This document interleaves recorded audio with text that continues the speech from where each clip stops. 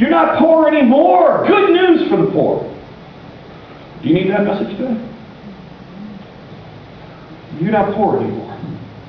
Yeah, but I sure feel poor. You're not poor. He has sent me to proclaim that captives will be released. What are you captive to? Sin? Dysfunction? Bad relationship cycles?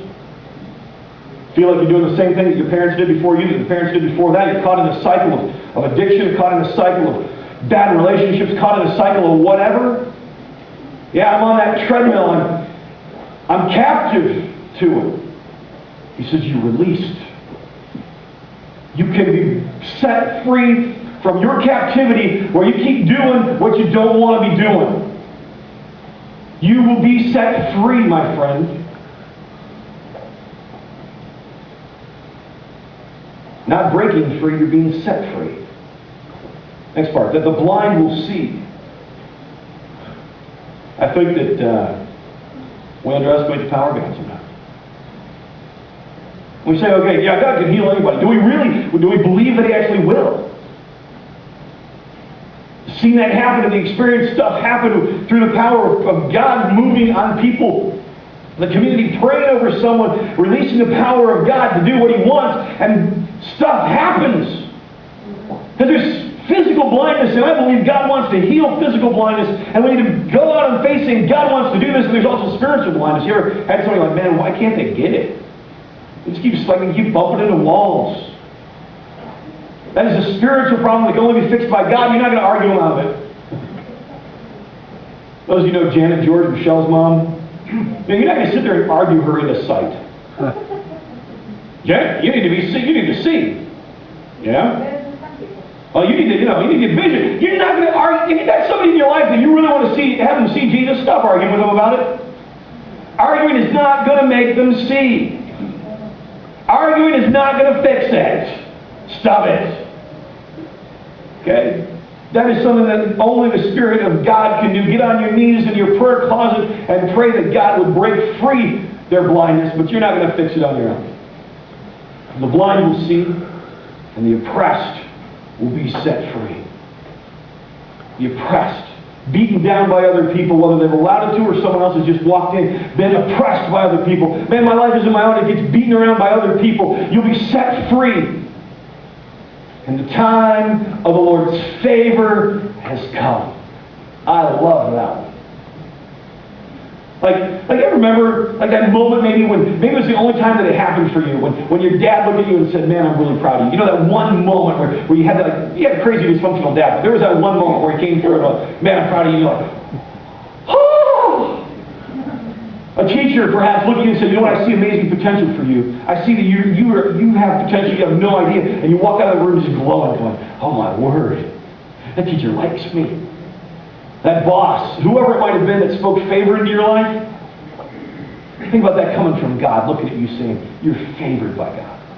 I love you. I see potential and promises. Everything in you. That's now.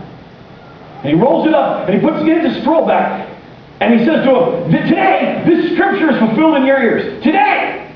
This is it, man. Captive set free, blind see, anointed has happened, oppressed will be set free, the time of the Lord's favor has come, and the people go, yeah, hallelujah. Verse 22. Everyone spoke well of him, and he was amazed by the gracious words that came from his lips. How can this be, they asked? Isn't this Joseph's son? We never thought he could do this. What a great boy.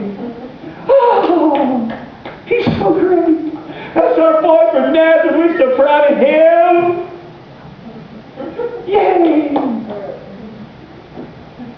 I think the problem is they were believing, but they weren't believing. Yay! But they didn't believe. They weren't really believing what he was talking about. You know, we do that in church sometimes. Oh, it's a great message, Pastor, and we walk out and live like we never heard it.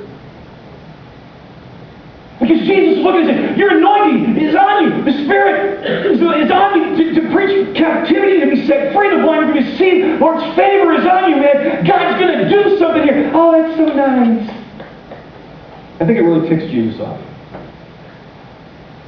He really takes you off. Look at verse 23. Then he said, you will undoubtedly quote me this proverb, physician, heal yourself. Meaning, do miracles here in your hometown like those you did in Capernaum. But I tell you the truth, no prophet is accepted in his own hometown. See, they're praising him. They're all excited. Now, when that happens, when you're in public speaking, and someone in their life, you're going to clap and say amen. What does that do, Jennifer? That fuels you on, man. You get in groove. You just keep going, right? Because they're with you. You don't sit there and say, you know what, y'all are a bunch of hypocrites. You don't just stop and say, you know what, I really think y'all are kind of off a little bit here. And just stop. That's not a good way to build relationship and move people along with you. This is really bad policy that Jesus does here. He stops there, all applause, and goes, okay, you guys are idiots. Yeah. You're going to come up to me and say, why don't you do this here? It's happened everywhere else. And he keeps going. Certainly, there were many needy widows in Israel in Elijah's time when the heavens were closed for 3.5 years and a severe famine devastated the land. Yet Elijah was not sent to any of them. He was instead sent to a foreigner, a widow of Zarephath in the land of Sidon. And there were many lepers in Israel in the time of the prophet Elisha, but only one was healed, Naaman, a Syrian.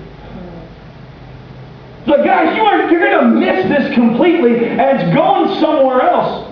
And this is where it gets really insulting, because you have to try to understand just a little bit of the culture. In the mind of the Jew, Gentiles weren't going to heaven. They were not favored by God. You would not even speak to one. The wall of division was so strong. Okay? You wouldn't even talk to them. In fact, it's funny, they had very, very, very religious regimented rules for how you keep the Sabbath. You could only walk so far. You couldn't carry a handkerchief in your pocket. You had to have it pinned to your outfit. That was a part of your outfit, therefore it wasn't work. You weren't carrying something. All this kind of stuff. You couldn't build a fire. That was work. But you could have a Gentile servant do it because, hey, they were going to hell anyway. So it didn't really matter if they followed God or not, because they were just destined for hell. You ever feel that from people? Like that kind of an attitude, like, they just think I'm going to hell. Doesn't matter what I do, I'm going to hell. That's the mindset. And so he's looking at him and saying, guys, you know what, those people who are going to hell, yeah, they're getting into the kingdom before you, and they're going to see all the miracles. What he's just done, in essence, is flip them off spiritually.